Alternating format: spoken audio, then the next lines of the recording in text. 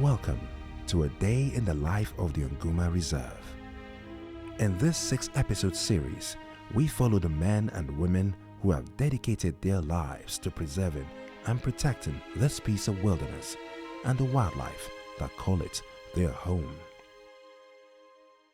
This is episode 4, Golden Hours.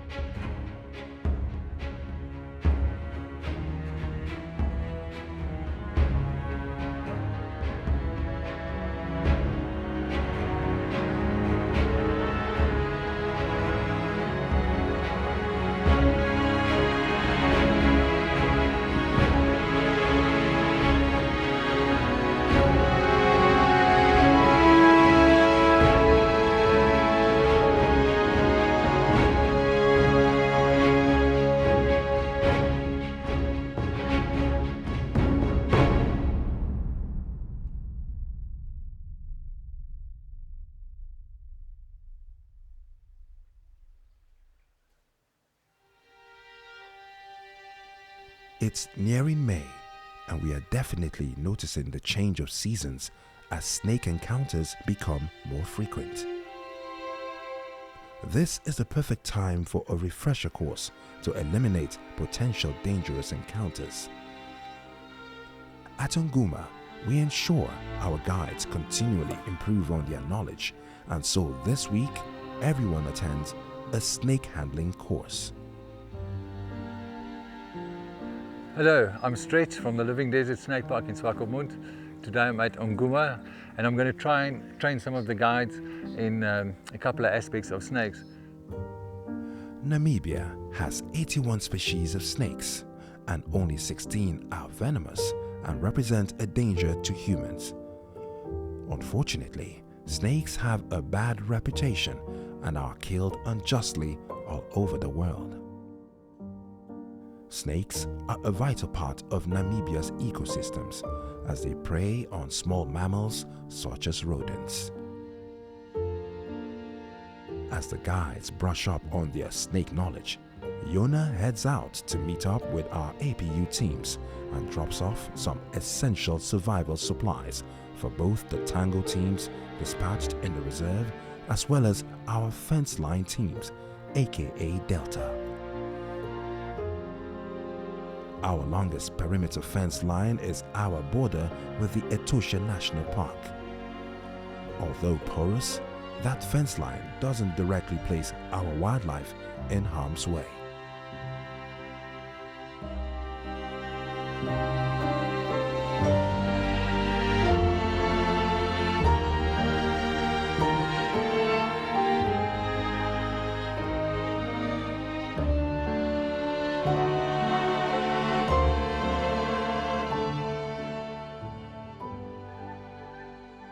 Back at the guides' quarters, everyone is gaining some much-needed snake handling confidence again. Although encounters are rare, we want to make sure everyone is comfortable and equipped with the knowledge to safely remove and relocate a snake if the radio call does come.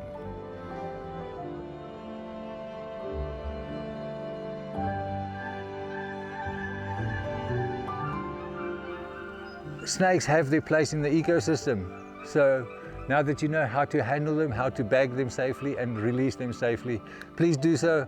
I know a shotgun is much quicker and faster, but keep it in mind, keep conservation in mind and save as many as you can. Thank you.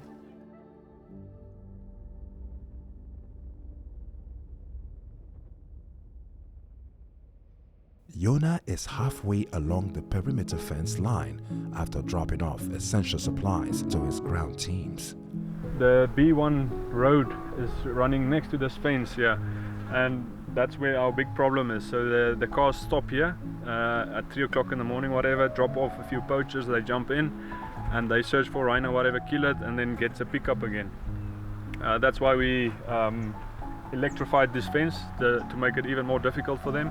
And with the tracker team patrolling here, they know we need to be in, hide our tracks, and be gone before these guys patrol here. So it is all just more ways and more ways and more ways to make it even more difficult for them to come in unknown. And I feel that the first detection is the best, because if they call me and say they found some tracks coming in, we can act immediately. So yeah, it's a few things that takes a lot of work and a lot of monitoring work, and but yeah, in the end it's assisting anti-poaching massively. Today, Yona also meets up with General Manager Gary, as well as a few other team members, to tick off some bureaucratic tasks, since Yona does not live nearby. So, do you remember about this weekend? I do, yeah. The arrangement is 11 o'clock at bush camp. We're giving here 11 o'clock. 11 o'clock. It's so unusual for everybody. Like, we're going on a weekend away, everybody. And I'm like, can't be. Well, exactly. That's why it has to be a bit of fun. It might not be fun, but try at least. No, I'm excited. This week we've got the team building coming up, which is something that we've never done before. And as we go into busy season ahead, that they will be more focused on their job, and we need to have a bit of breakaway, need a bit of fun, escape from the reality for the weekend. And nobody knows where they're going, total secret, a couple of fun things ahead.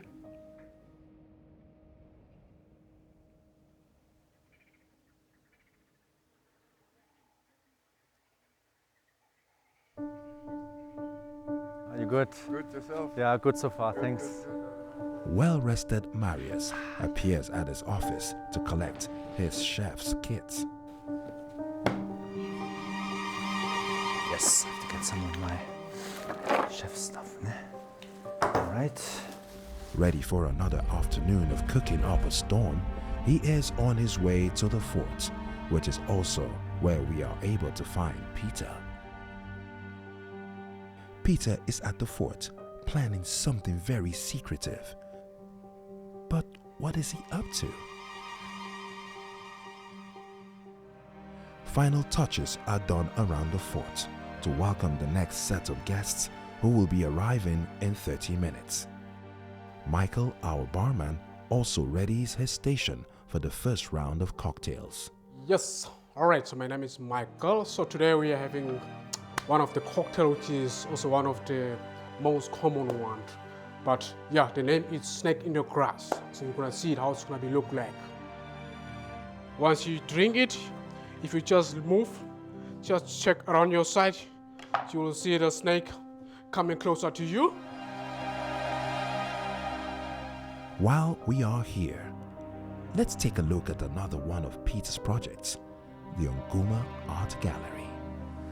Now this is the gallery at the fort, and I got the privilege to build all the furniture in this room, and of course all these amazing artists get to display all their stuff here, and yeah, so this is for me a very nice, fun, beautiful room to come and have a peek at every once in a while.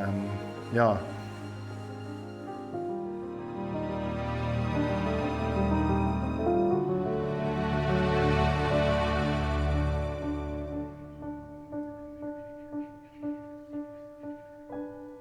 As new guests are welcomed to the fort, Marius shows us some of his culinary creations for the day.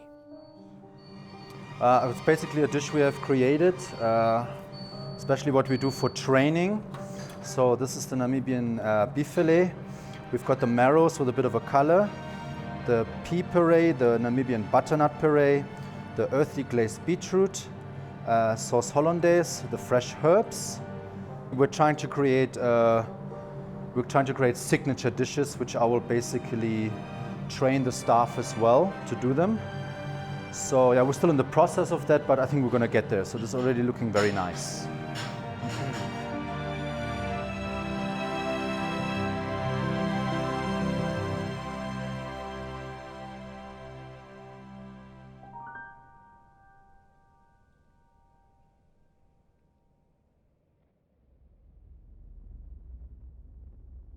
The early afternoon heat sends Yona back to base, where he is in need of some much-needed meditation. a little different to what you might expect. Ammunition reloading. Well, not just for the anti-poaching guys, you know, they patrol between lions and dangerous animals, and we never shoot animals, but sometimes you have to shoot a warning shot or something like that, and obviously if poachers shoot at us, we need to shoot back. So yeah, we do have to have ammunition, and yeah, therefore we try to save money and reload. A few kilometers away at Camp Kala, Peter lets us in on his little secret. So that day is a very interesting yet special day for me. My younger brother came to visit me, and he decided to ask his girlfriend to marry him, and of course me working at Onguma had to help him with the planning of it. And yeah, we spoke with the manager at the fort, and we're busy planning something very, very romantic for them this afternoon, and hopefully he'll ask the big question and get engaged. Fingers crossed. Pulling out all the stops for Peter's brother's engagement, Marius produces a freshly baked apple pie. What we have here is cottage strudel. Basically, it's an Austrian recipe, so the right name is Topfenstrudel, ne? Coming from Austria.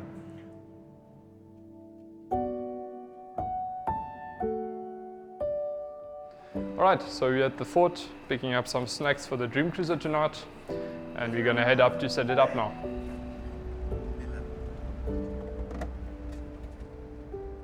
Manu sets off to complete the Dream Cruiser setup, and we meet up with Kola and her guests as they embark on an afternoon sunset drive into Etosha. Yeah, oh, you finished already, ne? You gave me one yesterday. Yeah, that's good. Yes. So that's it. Bye-bye. Yeah, you can register to the board. Nice.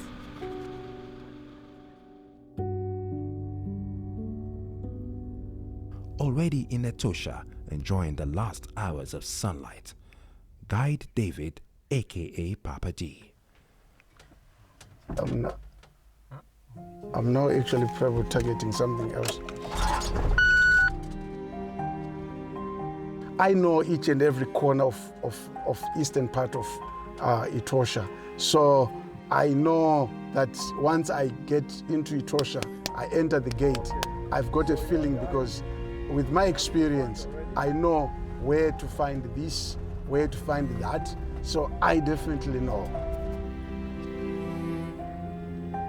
At 52 years of age, he is the oldest amongst our guides, taking on the fatherly figure role. I've been guiding in Etosha for more than 10 years now. The relationship that I can actually talk about, I've been actually more, fall in love with Etosha, and it's like, I don't know, probably I could call it my second home, because with nature and Etosha itself, it's something that is now connected within me, and I feel like when I'm in Etosha, I'm actually at home, because me and nature, it's more or less, intertwined. Okay, so Papa D is called Papa D because he's the Papa D. He's been at Onguma the longest. He's like a little bit like the glue almost. The other day, so I was home, not really that sick at all, and all of them phoned me. So all of them phoned me, Papa D phoning me, saying you must eat garlic and you must eat onions, and all of this kind of advice. And it's like the role of a father. He needs to phone to make sure Kola is fine, and it's very nice to have that.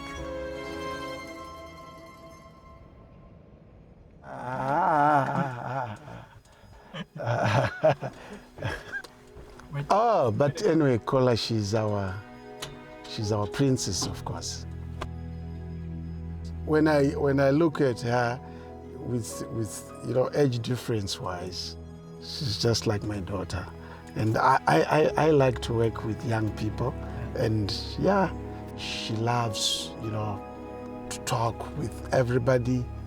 She loves to be close to everybody. And oh yes, oh, she's so lovely.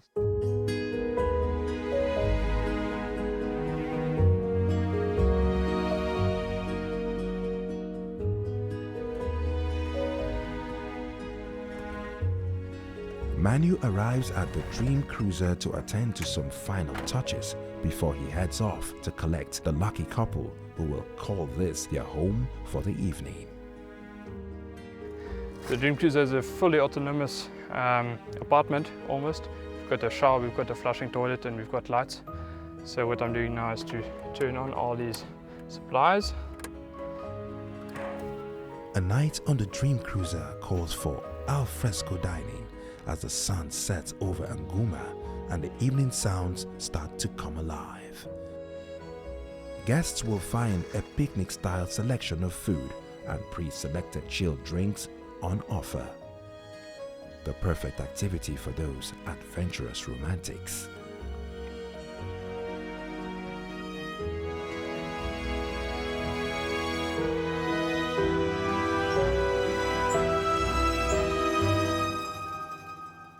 All right, now that everything is set up, I'll go and get the guests.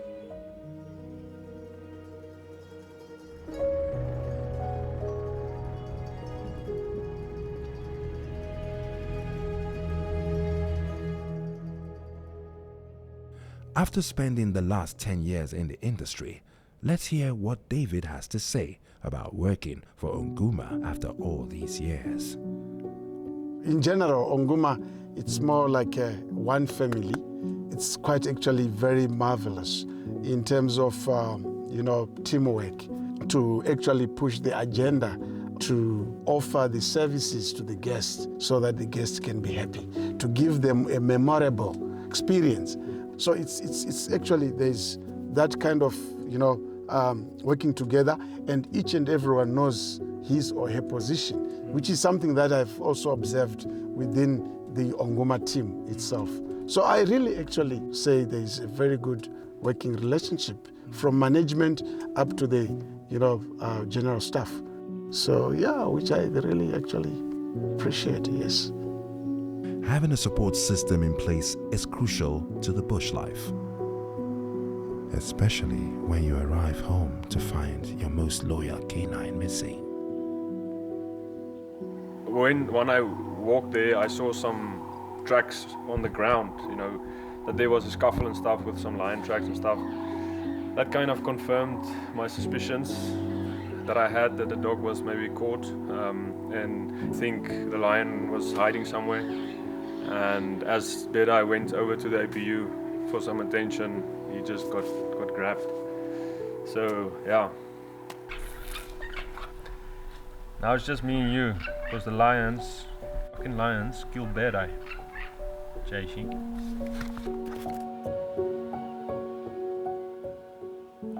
Birdeye ended up hiding in an anthill for approximately 15 hours after the lions chased him. Buddy, where the fuck have you been? Hey, don't be stupid. We were sitting here filming it. I thought he was dead. And here he comes. Running out of the... I don't know where you were. Hey, Birdeye. Did the lions make you angry or what? Huh? Yeah. Where have you been? Not even the APU found you. Birdeye? Hi, Birdeye. Hi, Birdeye. The golden hours are some of the most incredible, especially in Namibia, where you have such contrasting landscapes. We are hosting a Boma dinner tonight and spot Chef Marius behind the flames. Good evening, guys. Chef Marius again. We are now at the Boma tonight. I'm with one of my chefs here, Miss Rode. We did set up the table already over there. And yes, we're gonna start on about now. We already start grilling some of the stuff, and I think we're gonna be waiting for the guests to come in. After dinner, clients lounge around the fire, sharing stories. The golden hour is also the moment Peter's brother has been waiting for. With guests still out on their activities, the couple has the fort all to themselves. Everything is ready up on the lookout tower overviewing Fisher's Pan.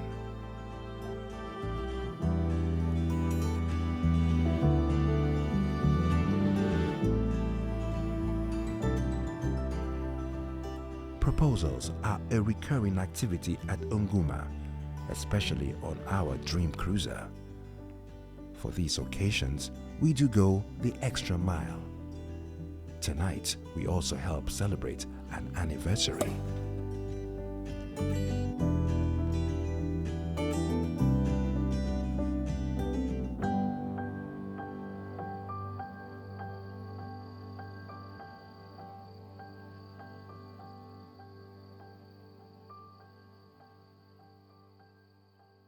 Unfortunately, golden hours are not always a celebration for all. Sometimes they come with hardship. Follow us as we go back a few hours to Yona's home. Yona has left for the evening to join a local rugby game in town nearby. Always at home or within the reserve, Yona doesn't often leave his home unattended. The lions also never pose a direct threat when they hang around HQ. But this evening, it seems fate was stacked against us.